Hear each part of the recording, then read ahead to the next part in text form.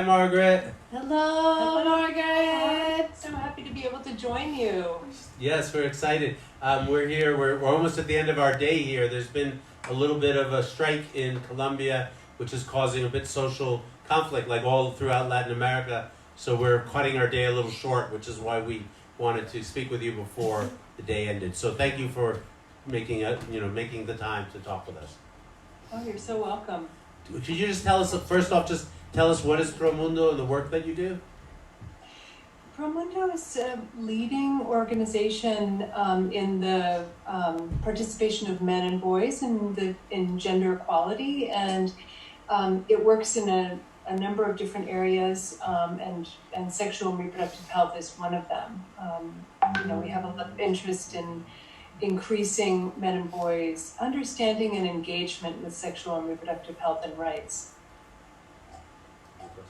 Yes, I do, Margaret. It's so nice to speak with you and to have the chance of starting this conversation between World Vasectomy Day and Promundo. We're super excited about that. How do you see the opportunities of connecting what Promundo does and what World Vasectomy Day does in terms of like engaging men in sexual and reproductive health, and also in caring, which is something I know you do and you're very good at it. Great. Well, first I wanted to mention that I'm just back at home from having participated in the International Conference on Population and Development, which is sort of the big global conversation about sexual and reproductive health and rights. It was the 25th anniversary since the ICPD in Cairo in 1994. And for me, the fact that our field still hasn't figured out exactly how to position men and boys in sexual and reproductive health and rights is so, it's frustrating, because I think that it's a very important issue in their lives, but also they have so much to contribute to the lives of women and girls. And so the fact that we haven't solved that problem is frustrating, or that we haven't figured out the right way to talk about it. And I think in general, in the sexual and reproductive health and rights field, we have both the interests of men themselves as holders of rights, and then also that they play such an important role in supporting and fighting for the rights and well-being of women and girls. And vasectomy in particular, I think, is a really interesting kind of, special case in sexual and reproductive health and rights, because it's, less invasive, cheaper, more, my understanding is more effective, and yet the percentage of men globally who have had vasectomies is so tiny. And that itself is like such an important reason to have a big conversation about how people see and think about male sexuality and the contributions that men make in the lives of their female sexual partners. And so I think World Vasectomy Day has kind of hit on an issue that gives us a chance to talk about a whole lot of really important things that relate to men and sexual and reproductive health and rights.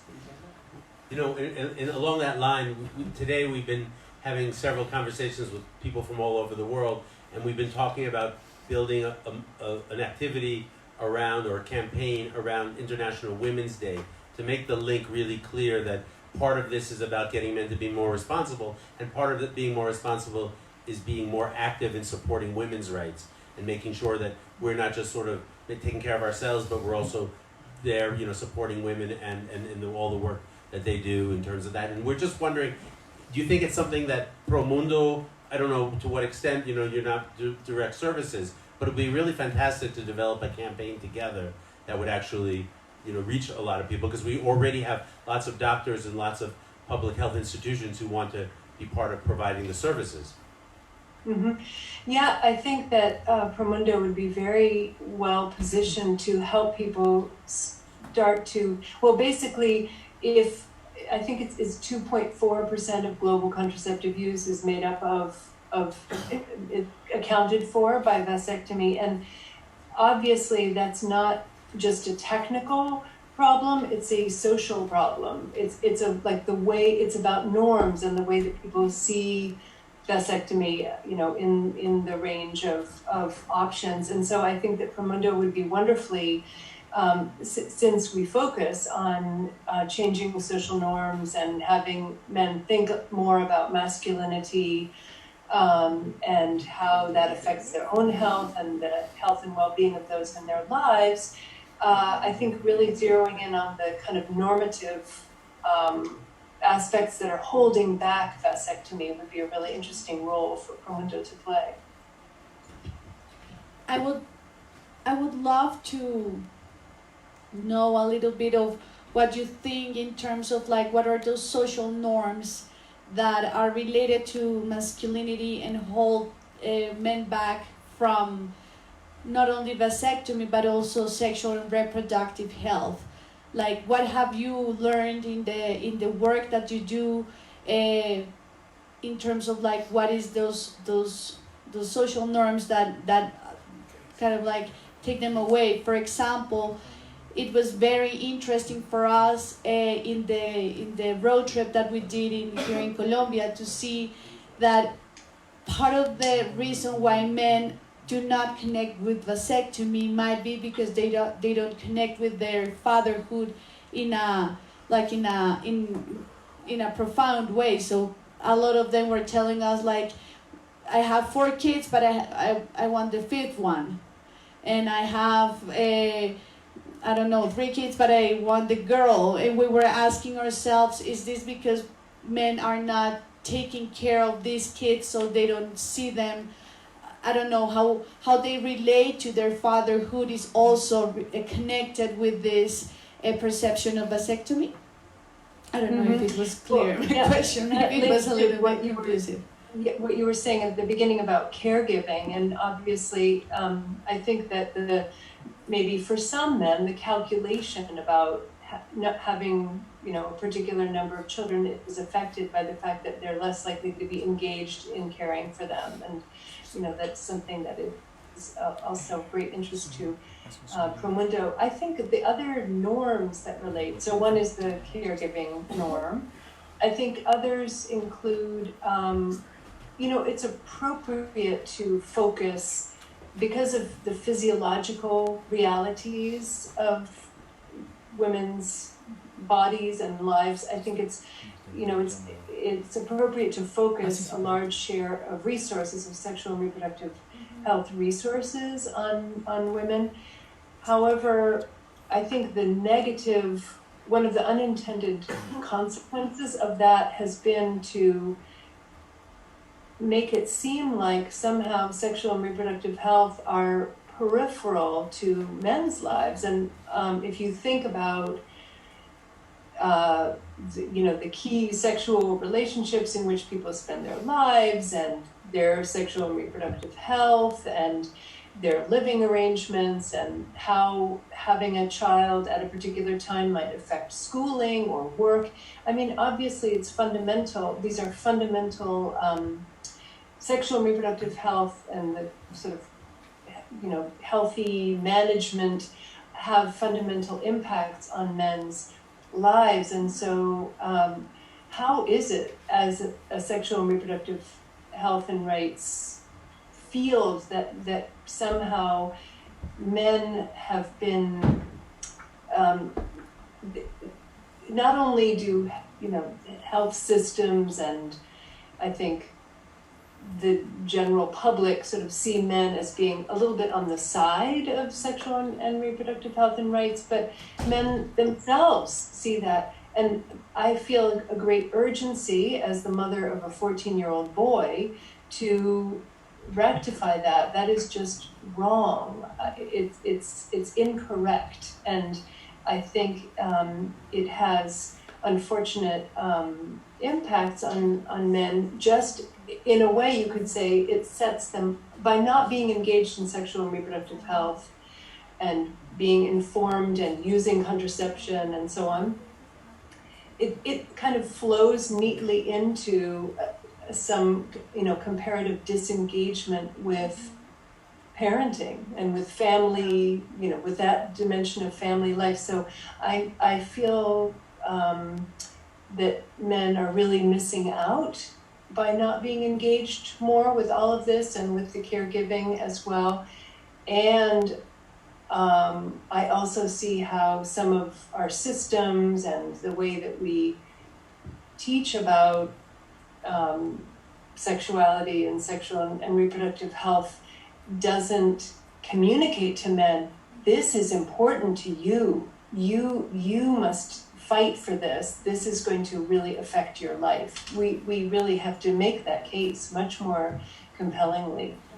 Margaret, you were mentioning that in Nairobi, the role or the place of men in this conversation was still disappointing from your perspective. Could you give us a little bit more details about that? Well, first of all, the conference was wonderful and very affirming of the sexual and reproductive health and rights agenda broadly, but there was only one panel, I believe, that focused on men and boys. And in general, in the plenaries and in the panels that I went to, when people spoke about sexual and reproductive health and rights, they really talked about, their future vision was about achieving, reducing unmet need among women and girls, just emphasizing and talking about women and girls. And it's, again, as I said before, I think in many respects that's appropriate, but given that sexual relationships and that so many are between women and men, in order for everybody to achieve higher levels of health and well-being, men and boys clearly need to be deeply engaged, and we have got to find ways to make that happen. It's interesting. Sorry, if I could just say one other thing about the ICPD plus 25. I think part of what surprised me a little bit about the lack of attention to the role of men and boys is that the original ICPD program of action was quite forward-looking in defining an important role for men and boys. And so what this says to me is that over the 25 years, we haven't really made as much progress as would be ideal in advancing in kind of bringing men and boys in more fully to the sexual and reproductive health and rights agenda. For me, part of it, that the bigger concern that I have often is that I think of family planning and sexual and reproductive health as a gateway issue that brings men in their best light, and that if we can get them engaged, it won't only impact that sector of the world, it impacts every part of society. By not including men, we lose out on all these other things, and this is the best way to get men engaged, and we're not doing it, and we're seeing how successful it can be, and it's just really the beginning, and we're doing it with very little resources, but what we see is that men are, in some ways, further ahead in participating than a lot of the institutions themselves in terms of funding and governments themselves, that they need to catch up. There are, not all men, of course, but there's a section of men that are surpassing institutions. Yes, yeah, and presumably through your work, you're kind of building that demand side. In a way, there kind of historically hasn't been that much demand, but the lack of demand has been reinforced by some of the lack of supply. Yeah. I really appreciate how World Vasectomy Day is basically by working on this very specific issue, I think, opening up a broader conversation about gender and sexual partnership and the availability of services, and a whole lot of other areas. Well, we're going to be together, I think, in Washington in the third week in December, and I'm really looking forward to talking with you guys. And I think I have an appointment with Gary as well, and to really talk about how do we build towards something. And you and I began to speak about a sort of a male engagement 2030 kind of manifesto, and I really think that's so important that we can't wait around for the mainstream to get it together. Well, let us be the ones to set some goals and standards, and then I think begin to then sort of let everybody catch up, and let's be there as part of we'll start working together, those who are already committed.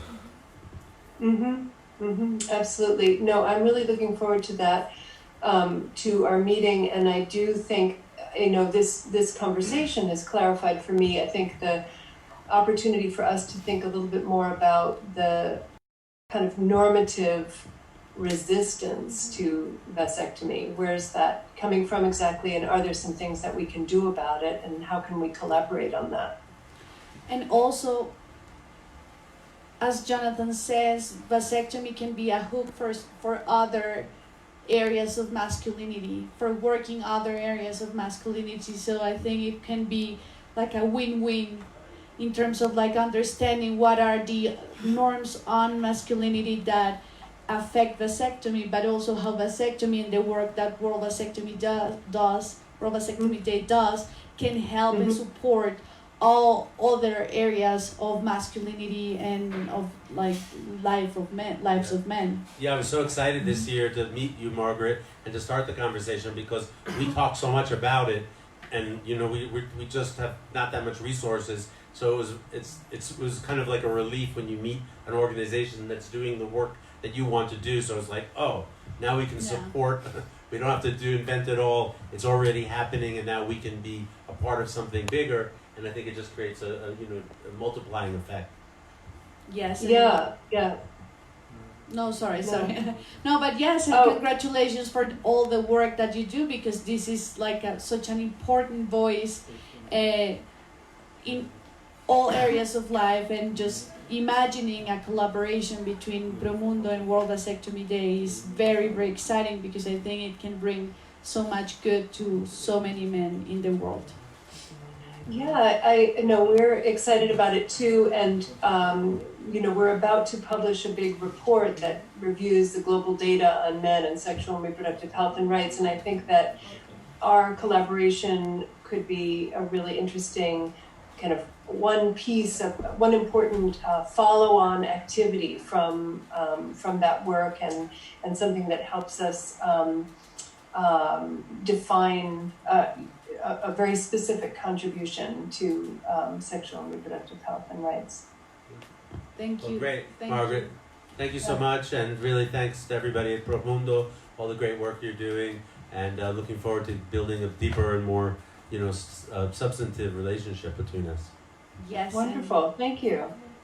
Happy World Vasectomy Day. Bye-bye. Thank you. Thank you so much. Take care, Margaret. Bye-bye. Take care. Bye.